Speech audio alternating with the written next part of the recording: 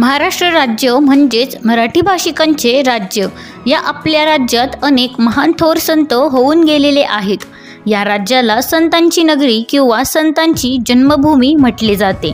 इथे संत गाडगे बाबा, संत ज्ञानेश्वर महाराज, राष्ट्रसंत तुकडोजी महाराज, संत तुकाराम महाराज यांसारखे अनेक संत या राज्याला लाभले. याप्रमाणेच अनेक महान कवी, लेखक सुद्धा या मराठी मायभूमीत जन्मले.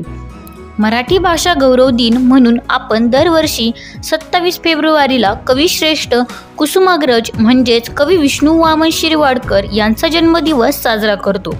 1987 साली त्यांना ज्ञानपीठ पुरस्कार मिळाला. त्यानंतर शासनाने हा दिवस गौरव दिन म्हणून जाहीर केला. जागतिक मराठी अकादमीने या कामी पुढाकार घेतला.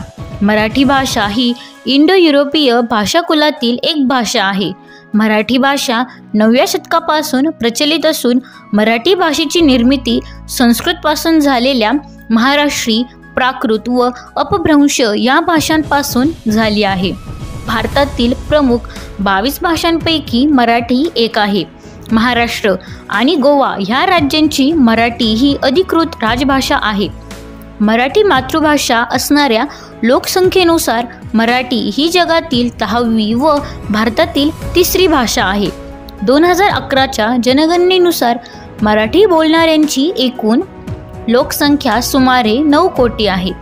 लीळाचरित्र हा महान ग्रंथ म्हाइम भटांनी लिहून मराठी भाषेचा पाया रोवला. आजवर 1 लाख पुस्तके प्रकाशित झाली आहेत. त्यांतील 1000 तरी जागतिक साहित्यात स्थान मिळवू शकतील अशी आहेत. मराठीत दरवर्षी 2000 नवीन पुस्तके प्रकाशित होतात आणि सुमारे 500 दिवाळी अंक प्रसिद्ध होतात आणि छोटी मोठी 250 साहित्य संमेलने भरतात.